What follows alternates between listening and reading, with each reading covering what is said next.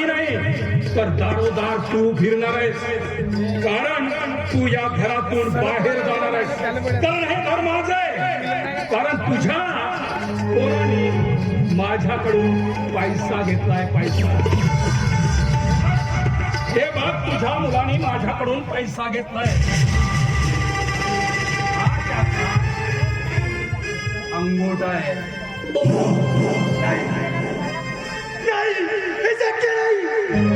शक्य नाही. म्हणजे हे काम बघून सुद्धा तुला शक्य वाटत नाही. पाटील साहेब आम्हाला बेघर करून अरे आतापर्यंत तर तू स्वाभिमानाच्या गोष्टी सांगत होतास, मोठमोठ्या गप्पा मारत होतास, पण काही क्षणातच तू माझ्या पायाखाली आलास. हीच असते गरिबाची कमजोरी. त्यांना पैसा हवा असतो, पैसा. आणि जेव्हा पैसा त्यांना मिळाला की स्वतःला फार श्रीमंत सांगत असतात. आणि तोच पैसा खर्च झाल्यानंतर पुन्हा भुजंगराव पाटील, आहे का तुमच्याकडे पैसा?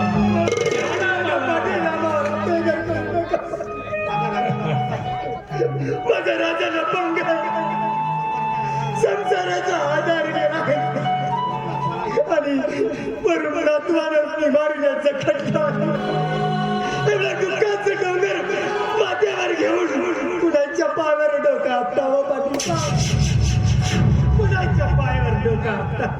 अरे मी आहे ना, माझ्या पायावरच डोकं आदळायचं आणि आयुष्यभर जगायचं.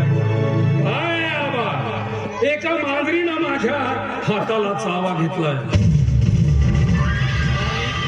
पडून आली आणि ती मांजर तुझ्या घरात लपलेली आहे. आणि त्या दिवसाची जर आठवण झाली ना तर रक्त कसं सळसळतंय ज्वालामुखी सारखं. त्या दिवसाची आठवण झाली की माझा मित्र नसतो. कारण त्या वेळेस ती मांजर माझ्या हातातून पडून आली. आणि ती मांजर मला हवी आहे. ती मांजर तुझ्या घरात लपून बसलेली आहे. ती मांजर म्हणजे दुसरी तिसरी कुणी नाही तर तुझी सून आहे.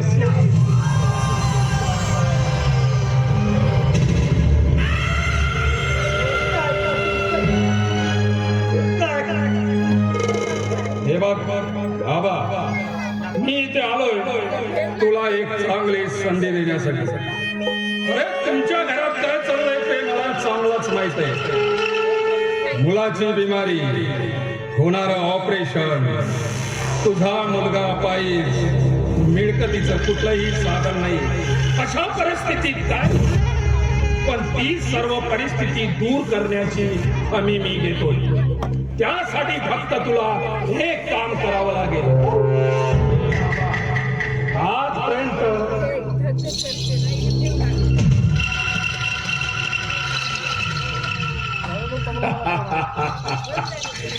हे आबा, या घुंगरांचा नाद कसा वाचतोय नाही. एखाद्या स्त्रीच्या पायात जर ही घुंगरू पडलीत ना तर तिच्या एक एक पावलाचा आवाज कसा छन छन छन येत असतो. ती पावलं मला हवी आहेत. ती एखादी नाचणारी स्त्री मला हवी आहे. आणि ती स्त्री आहे फक्त तुझी सून.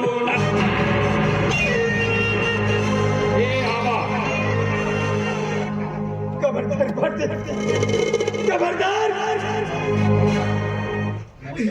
माझ्या सुनेबद्दल तू अपशब्द बोलू नकोस. पाटील साहेब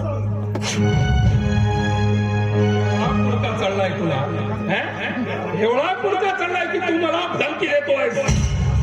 अरे बघ, अरे आजपर्यंत कित्येकांच्या इज्जतीच्या चिंध्या मी